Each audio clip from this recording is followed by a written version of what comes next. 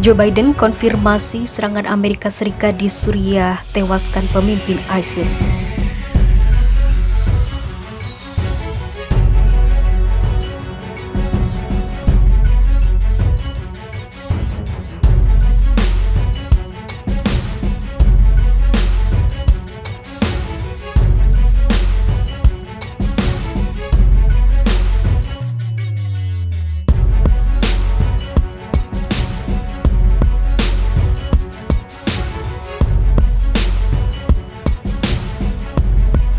Presiden Amerika Serikat Joe Biden mengatakan bahwa serangan pasukan khusus Amerika di Suriah berhasil menewaskan pemimpin ISIS. Tadi malam, atas arahan saya, pasukan militer Amerika Serikat di barat laut Suriah berhasil melakukan operasi kontraterorisme untuk melindungi rakyat Amerika dan sekutu kami dan membuat dunia menjadi tempat yang lebih aman, katanya dalam sebuah pernyataan.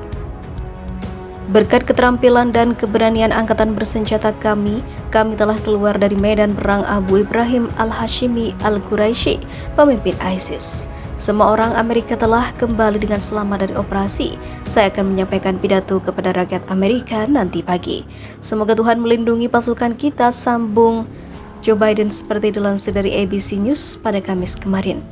Sebelumnya, Pentagon telah mengkonfirmasi pasukan khusus Amerika Serikat berhasil melakukan operasi apa yang disebutnya misi kontraterorisme di barat laut Suriah pada hari Rabu, tetapi tidak memberikan beberapa rincian lainnya.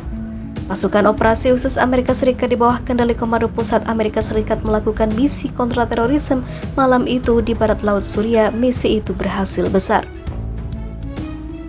Tidak ada korban dari pihak Amerika Serikat, kata John Kirby, Sekretaris Pers Pentagon dalam sebuah pernyataannya.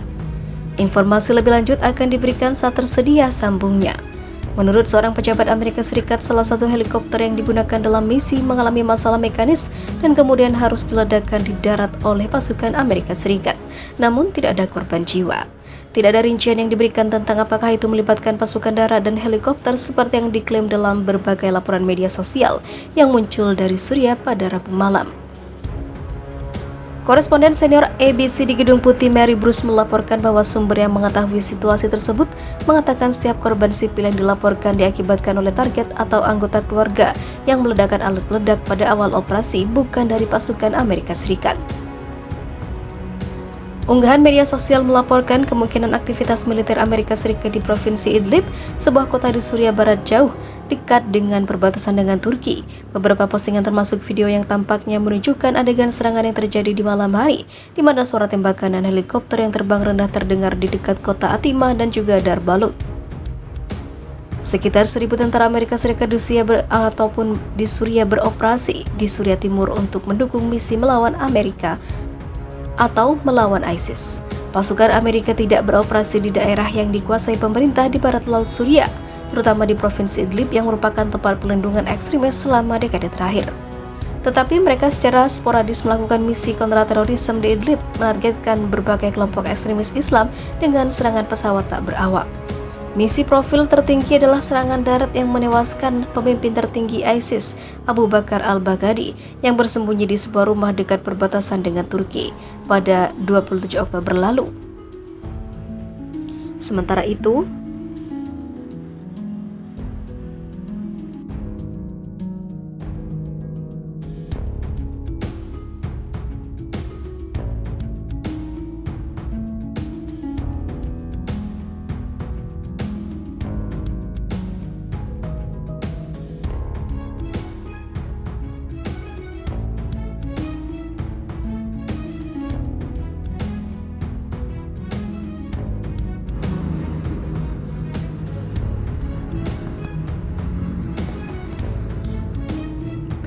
Terbukti lakukan politik apartheid terhadap Palestina, Amnesty International minta PBB embargo Israel. Kelompok hak asasi terkemuka Amnesty International meminta Dewan Keamanan PBB untuk memberlakukan embargo senjata komprehensif terhadap Israel. Amnesty International juga meminta PBB menjatuhkan sanksi berupa pembukuan aset terhadap pejabat Israel yang paling terlibat dalam kejahatan apartheid terhadap Palestina. Permintaan tersebut berangkat dari rilisan laporan kelompok hak asasi itu yang menyebutkan bahwa Israel terbukti menerapkan kebijakan apartheid terhadap warga Palestina. Berbicara pada konferensi pers di Yerusalem Timur yang dianeksi, Sekretaris Jenderal Amnesty International meminta masyarakat internasional untuk mengambil tindakan tegas terhadap kejahatan kemanusiaan yang dilakukan untuk mempertahankan sistem apartheid. Laporan kami mengungkapkan sejauh mana sebenarnya rezim apartheid Israel. Apakah mereka tinggal di Gaza, Yerusalem Timur, dan seluruh tepi barat atau Israel itu sendiri? Warga Palestina diperlakukan sebagai kelompok ras yang lebih rendah dan hak mereka secara sistematis dirampas, ujar Agnes Kalamard sebagaimana dikutip pikiran rakyat Depok.com dari Al Jazeera pada Kamis 3 Februari 2022. Sementara itu, laporan yang diterbitkan pada April tahun lalu oleh Human Rights Watch yang berbasis di Amerika Serikat menemukan bahwa Israel melakukan kejahatan terhadap kemanusiaan berupa apartheid dan penganiayaan terhadap warga Palestina. Demikian juga kelompok hak asasi Israel, B'Tselem menerbitkan sebuah penelitian pada Januari 2021 yang menemukan bahwa orang Palestina diperlakukan lebih rendah dan tidak diberi hak untuk menentukan nasib sendiri. Warga Palestina di wilayah pendudukan harus hidup di bawah kekuasaan militer Israel yang kerap menyita tanah dan menguntungkan warga Yahudi Israel yang tinggal di pemukiman. Di saat yang sama, Israel menggunakan aturan militer yang sama untuk membuat kehidupan warga Palestina lebih sulit. Tujuan akhir dari semua itu adalah membuat mereka meninggalkan tanah Palestina.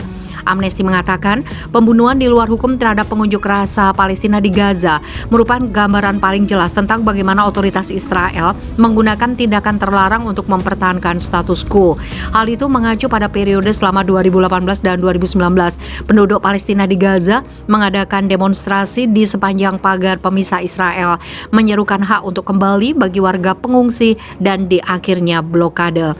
Aksi protes tersebut disambut dengan kekerasan oleh pasukan Israel yang menembakkan tabung gas air mata, peluru karet dan peluru tajam, sebagian besar oleh penembak jitu. Pada saat demonstrasi dihentikan pada akhir 2019, pasukan Israel telah menewaskan sedikitnya 214 warga Palestina, termasuk 46 anak-anak menurut PBB. Tanggapan internasional terhadap apartheid tidak lagi terbatas pada kecaman dan dalih yang lembut. Israel harus membongkar sistem apartheid dan mulai memperlakukan warga Palestina sebagai manusia dengan hak dan martabat yang sama, kata Kalamard.